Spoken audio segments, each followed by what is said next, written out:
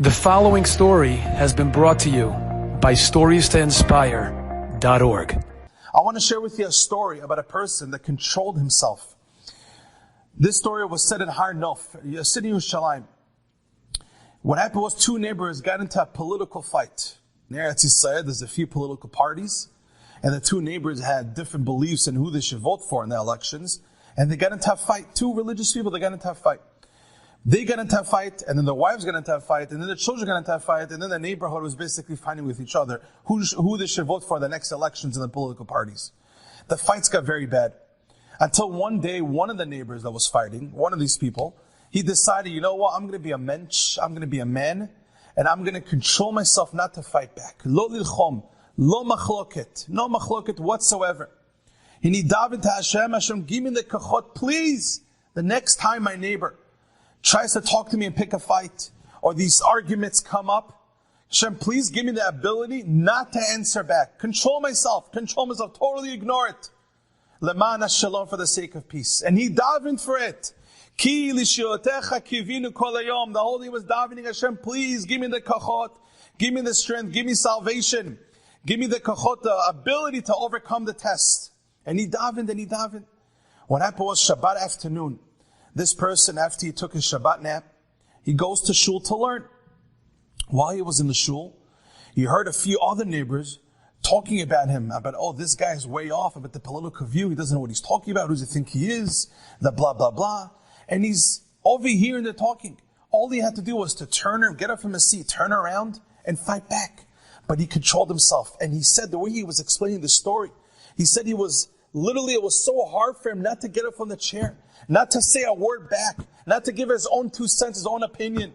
He was literally listening to people making fun of him, but he controlled himself because he prayed and he davened, Hashem, please give me the strength to overcome myself and not to answer back. Please give me the kachot to overcome tests, and become even greater and bigger. Ki lishuotecha kivinu kol hayom. Everything in life, throughout today, even the things you might think is small, daven for Hashem to help you out. And this person davened. After mincha, he goes home, and his wife and his daughters come running after him, hugging him, and he said, we deserve a big mazal tov. We have to do a huge sehudat todayah, a huge celebration. We had a huge miracle, a huge nes. He tells them, what was the nes? What happened? They said, our little daughter that's still crawling on the floor almost fell off the balcony. And Har Nof, the way the apartment buildings work, they're on mountains. So when you have a balcony, it's extremely dangerous. Extremely dangerous. You can see the whole view, by the way, of Yerushalayim. You can see beautiful sceneries if you go on a porch in the apartments of Har Nof in Yerushalayim. It's very high mountains. So the apartments are high and the porches are high. It's very dangerous. His little baby girl was able to crawl out of the house. It can happen. Should never happen to anybody, but it could. And she went to the porch. And what happened was, unfortunately, the builder that built this porch didn't follow the law. And what he did is he made the bars in the porch too far from each other according to the law. Basically an illegal porch. And there's a reason why it's illegal, because basically it's not safe. Of course Hashem runs the world, but you got to do your part, your ishtadlut. Person can't be foolish. So this person who built his porch did it illegally, so the bars were too far. So the little baby girl that was crawling on the porch, while no one realized, was halfway through the bar about to chas v'shalom pass away. One of the older daughters, the sisters, ran and grabbed her by the foot and pulled her back into the porch and into the house. What a tremendous miracle.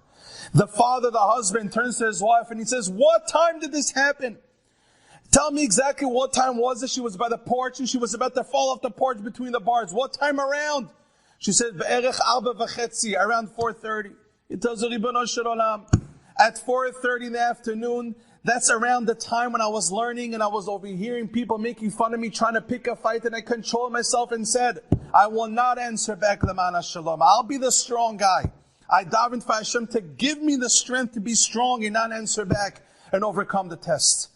At the same time that this father was controlling himself, not to answer back, to be that stronger person, ignore, move on, brush it off, you be the hero. At the time when it was hard for him, but he overcame it, at the same exact moment, around that time by the porch, his daughter saved her life.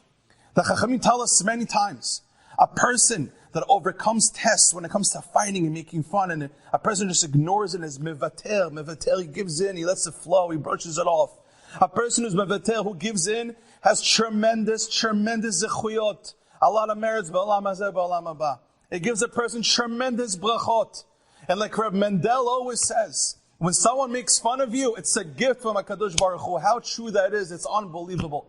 I have Rebbes that I saw people really disrespecting them in a very not nice way.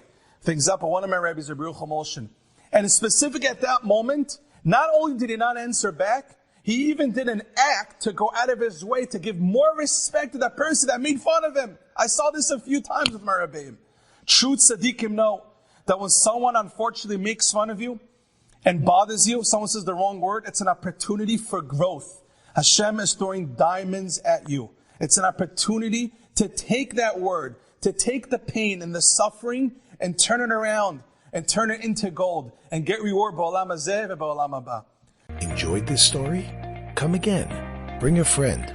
StoriesToInspire.org